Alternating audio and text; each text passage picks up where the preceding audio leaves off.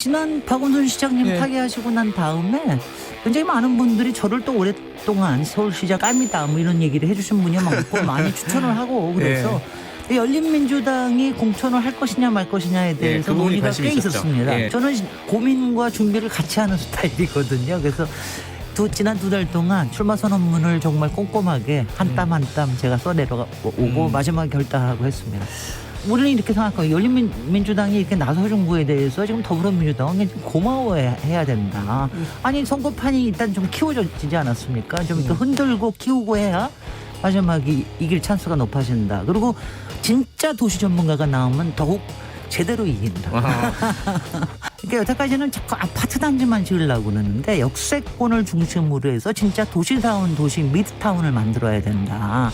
여기에서는 복합적으로 그러니까 도시형 아파트와 상업 업무 공간에 이런 게 직주 근접이나 이런 거 이용하고 차를 별로 가지고 다닐 필요가 없는 이런 것도 좀 적극적으로 해야 되고 그다음에 저도 재개발 재건축 같은 경우에는 공익을 위해서는 촉진을 해줘야 된다고 생각합니다. 제가 민주 진보 진영 쪽에서 개발과 경제와 현실과 시장을 얘기할 수 있는 얼마 안 되는 장관이고 얼마 안 되는 서울시장 후보입니다. 네, 열린민주당 김진애 의원이 서울시장 보궐선거 출마를 선언을 했죠.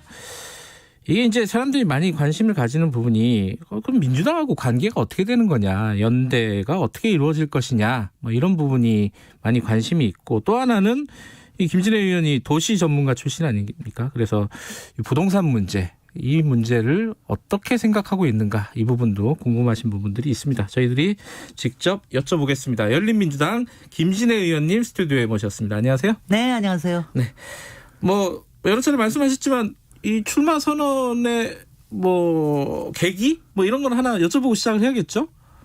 아니 지난 박원순 시장님 타계하시고 난 다음에 굉장히 많은 분들이 저를 또 오랫동안 서울시장 깜이다 뭐 이런 얘기를 해주신 분이 많고 많이 추천을 하고 그래서 열린민주당이 공천을 할 것이냐 말 것이냐에 대해서 그 부분이 논의가 관심이 꽤 있었죠. 있었습니다. 그게 이제 국감 끝나고 11월 초에 결정이 됐습니다. 그래서 그 이후부터는 아주 본격적으로 고민을 시작했는데 저는 고민과 준비를 같이 하는 스타일이거든요. 그래서 지난 2달 동안 출마 선언문을 정말 꼼꼼하게 한 땀 한 땀 제가 써내려오고 마지막에 결단하고 했습니다.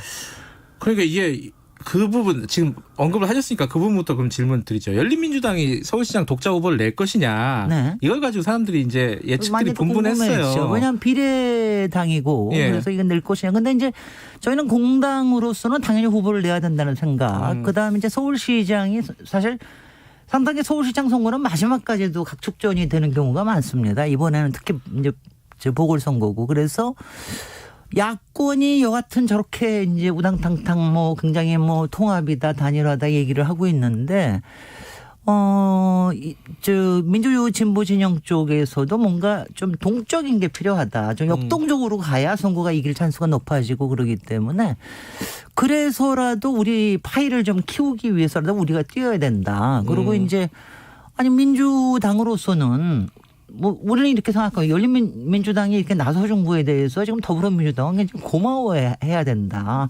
아니 선거판이 일단 좀 키워지지 않았습니까? 좀 이렇게 흔들고 키우고 해야 마지막에 이길 찬스가 높아진다. 그리고 진짜 도시 전문가가 나오면 더욱 제대로 이긴다.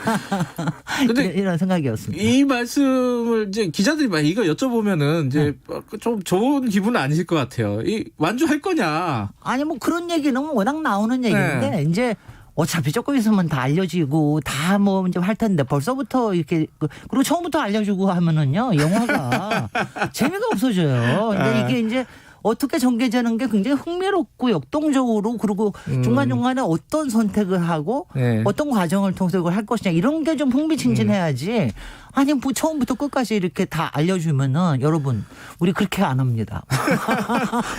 어쨌든 뭐 민주당하고 역동성도 있지만 단일화도 당연히 생각하고 계신 거 아니에요? 아니요. 그거는 왜냐하면 저희가 9년 전에 박원순 시장의 케이스를 정확히 알지 않았습니까? 그리고 이제 박원순 시장이 그때 등장했을 때도 이게 당의 힘보다 물론 그때는 안철수 후보가 밀어준 것도 있지만 그러니까 시민운동가 출신의 시대 정신이 좀 나오는 게 필요하다. 그래서 했는데 저는 그 이제 열린민주당도 아마 제가 지금 후보로 확정되지는 않았지만 네. 도시 전문가라는 김진애가 있었기 때문에 조금 더 힘을 낸 게 아닌가 싶기도 한데 왜냐하면 네. 저는 시대 정신이 그동안은 정치인 출신 또는 건설업 출신 또 시민운동가 출신들 여러 사람들을 봤지만 지금 이제 여러 가지 솔직히 서울의 문제는 굉장히 복합적이에요. 예. 가령 부동산 하나만 하더라도 단순히 그냥 부동산이 아니라 조세와 금융과 그다음에 도시개발 정책과 주택 정책, 공공복지 정책 이런 거 갖고 다 맞물려 있거든요. 이런 네. 복합적인 문제를 좀 현장에서 풀어나가야 될 사람. 더군다나 문재인 정부가 공급 대책에 대해서 조금 문호를 열기 시작을 했잖아요. 네. 물론 이제 공공 임대를 확보한다는 차원에서 그러니까 그런 문호들을 현장에서 조율해내고 실제로 이게 실천되게끔 하는 게 굉장히 필요한데 저는 솔직히 지난 20여 년 동안 MB의 뉴타운 불도저도 있었고요. 네. 그리고 아주 화려한 오세훈 시장의 개발도 있고 그랬지만 그 이후에 박원순 시장이 시민이 주인이라고 하는 걸 각인시켰고 복지와 문화를 아주 정말 당연하게 만들었거든요. 근데 네. 이제 그동안 조금 놓쳐온 게 저는 서울의 진짜 개발이라고 얘기하는데 부동산 쪽이나 이쪽에서는 여전히 왜곡된 게 별로 바뀌어진 게 없고 그다음에 서울의 경쟁력 측면에서 저는 좀 이제 광역 메트로폴리탄 서울을 다룰 수 있는 사람 그리고 조금 미래를 보면서 세계와 견주어서 필요한 기능들을 제대로 촉진할 사람 이런 사람이 좀 필요하다는 걸 시민들이 좀 인식해 주셨으면 좋겠고요. 네. 그런 점에서 제가 좀 이제 센 것들을 많이 얘기했습니다. 그러니까 가령 예컨대 저는 역세권에 네. 그러니까 여태까지는 자꾸 아파트 단지만 지으려고 그러는데 역세권을 중심으로 해서 진짜 도시다운 도시 미드타운을 만들어야 된다.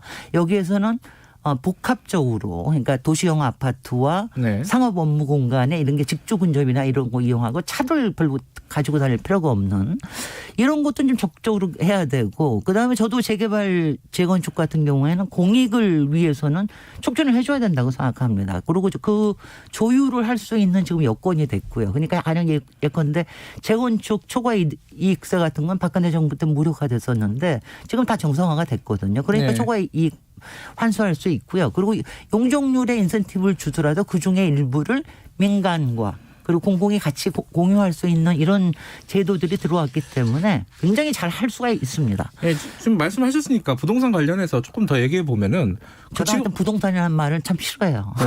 도시개발? 저는 제대로 된 주택정책, 지금 진취적인 도시정책이 필요하다 알겠습니다. 이렇게 얘기하죠. 이거 주택정책, 네, 주택정책이나 도시정책에 대해서 여쭤보면은 이제 야당 쪽에서도 지금 말씀하신 재건축 재개발 규제 풀어야 된다 이런 얘기를 하는데 그거랑 다른 거예요? 그거는 이제 그러니까 야권의 국힘당의 의원들이나 얘기하는 것 마냥 규제 다 풀어라. 예전에 이명박 시절로 돌아가자. 이런 거예요. 그래서 무분별하게 근데 이게 굉장히 문제가 되는 게 지금 서울 같은 경우에는 일단 부동산 전국구가 돼버렸어요. 요새는 똘똘한 한 채가 더 좋다라는 것 때문에 있으면 주로 수도권으로 왔다가 또 다시 서울로 오고 또 다시 강남으로 가고 이런 식입니다. 그래서 정말 기름을 붓는 식이 되면 곤란해요. 그러니까 이게 기름을 붓는 게 아니라 저는 건강한 부동산 생태계를 살리는 쪽으로 가야 된다. 그러니까 많이 개발을 하더라도 그 안에서 민간의 가령 자가와 공공자가, 공공임대 이런 게 잘 섞이면서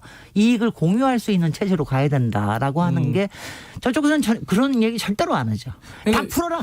아니 거기 사는 사람들 그러니까 소유주들이 네. 돈 안 되면 안 하려고 그럴 거 아니에요. 그렇죠. 재건축 재개발. 아니 그러니까 그거는요 선택을 줄 겁니다. 그러니까 서울시나 정부에서 가지고 있는 건 두 가지예요. 도시계획권하고 도시계획을 어떻게 해주느냐 하고 그다음에 인허가권입니다. 그러니까 이거에 대해서 협상이 어떻게 되느냐에 따라서 달라질 수 있는 거기 때문에 그리고 여기서는 굉장히 훌륭한 설계와 그리고 이제 그 안에 저는 이렇게 얘기를 합니다. 포스트 코로나 시대에 맞는 도시를 그런 거를 좀 제한을 하는 데다가 인센티브를 좀 더 줘야 된다. 이런 얘기를 하는데 그거는 분명히 여태까지도 굉장히 많이 협상들이 이루어왔지만 좀 더 적극적으로 임할 수 있게끔 하는 데는 도시 전문가가 최고입니다.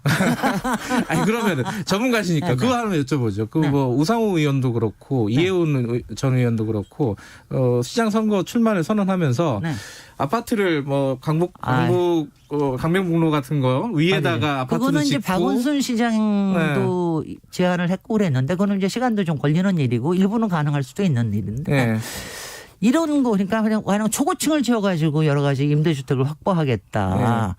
이런 거 같은 거는요. 그리고 숫자를 막 제시하시는데 그런 거는 좀 굉장히 허황된 겁니다. 그러니까 일단은요. 초고층은 일단은 건축 가격이 너무 비싸기 때문에 공공임대로 이렇게 하기가 굉장히 어려워요. 관리비도 굉장히 많이 듭니다. 그러니까 그런 건 모르는 이해운 후보 같은 사람이 그런 얘기하는 거고요. 또 여의도의 국회를 다 없애고 거기다 아파트 짓자고 그런 얘기도 나왔어요. 그런 후보도 있는데 도시의 기본을 모르는 분들입니다. 왜냐하면 이렇게요. 뭐가 급하다고 뭐를 하기 위해서 뭘 막 하겠습니다. 이런 후보들은 절대로 믿지 마십시오.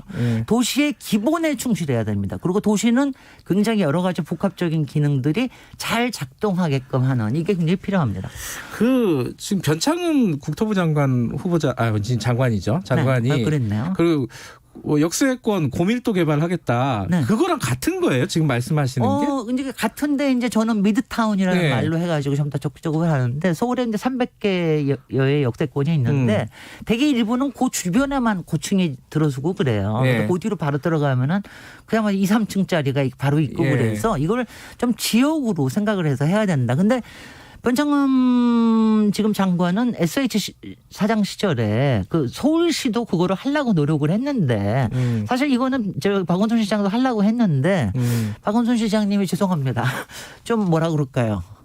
조금 이렇게 소극적이셨어요. 그래가지고 왜냐하면 저도 그 얘기를 계속해서 해왔고 근데 거기에서 그래서 일부 청년 임대주택을 만들어주는 거 외에는 아주 적극적으로 못했습니다. 그러니까 이거는 우리 쪽에 그러니까 민주 진보 진영에서 진짜 개발을 얘기하는 사람들 그러니까 변창흠과 저 같은 사람은 개발을 제대로 해야 된다라고 주장하는 사람이거든요. 그러니까 그런 사람 쪽에서는 굉장히 오랫동안 공유해온 가치를 나타낸 이런 방식입니다.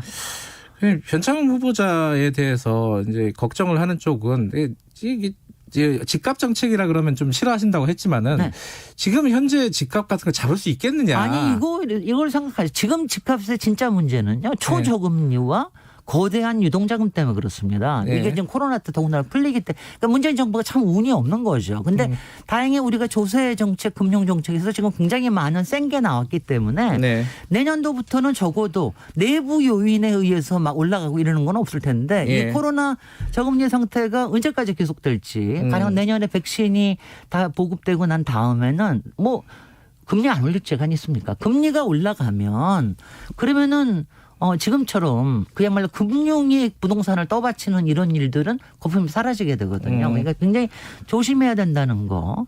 뭐 그리고 그 부분에 대응을 해놓고 있어야 된다는 거는 특히 저 변창흠 이분은 경제학자 출신이에요. 원래가 도시 공부하기 전에. 그래서 그런 것들을 잘 이해하고 계시고 그러니까 이거를 얘기해. 제가 민주 진보 진영 쪽에서 개발과 경제와 현실과 시장을 얘기할 수 있는 얼마 안 되는 장관이고 얼마 안 되는 서울시장 후보입니다.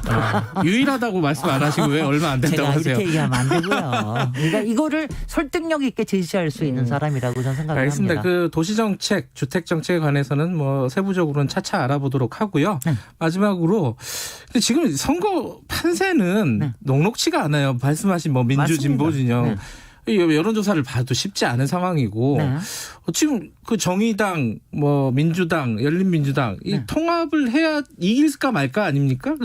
어떻게 생각하세요? 이게 가능하다고 보세요? 후보 때도 마지막에 노회찬 후보님이 한 2, 3% 가져가신 것 때문에 결국은 놓치셨잖아요. 마지막에 한 발의 차이로 놓치셨는데 그런 부분을 아마 생각을 못한 더군다나 이번에는 보궐선거거든요. 보궐선거는 솔직히 민주 진보 진영 쪽은 항상 조금 더 어렵습니다. 그래서 이런 부분에서 어떤 방식이든지 좀 대안들을 마련해야 되고요. 그 부분에서는 더불어민주당이 뭐 180석 가지고 있다고 그냥 뭐 부릴 게 아니라 지금 상당히 위기 의식을 가지고 어떻게 해야 되나 뭐 이런 것들을 더 고민해야 되고. 민주당하고 이렇습니다. 당대당 통합도 생각하세요? 아니 이런 거는 그러니까 안철수 후보 같은 경우에는 지금 뭐 플랫폼 얘기뿐만 아니라 본인이 국민의힘에 들어가기 위해서 대선 디딤돌로 생각하면 통합을 생각하면서 얘기하시는 거가 네. 다 뭐 시민들 알고 계시지 않습니까?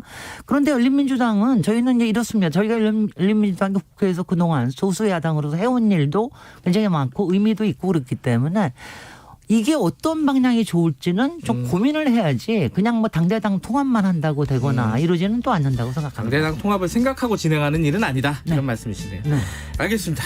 서울시장 출마를 선언하신 김진애 의원과 얘기 나눠봤습니다. 고맙습니다. 네, 진짜 도시 전문가 김진애입니다. 감사합니다. 예.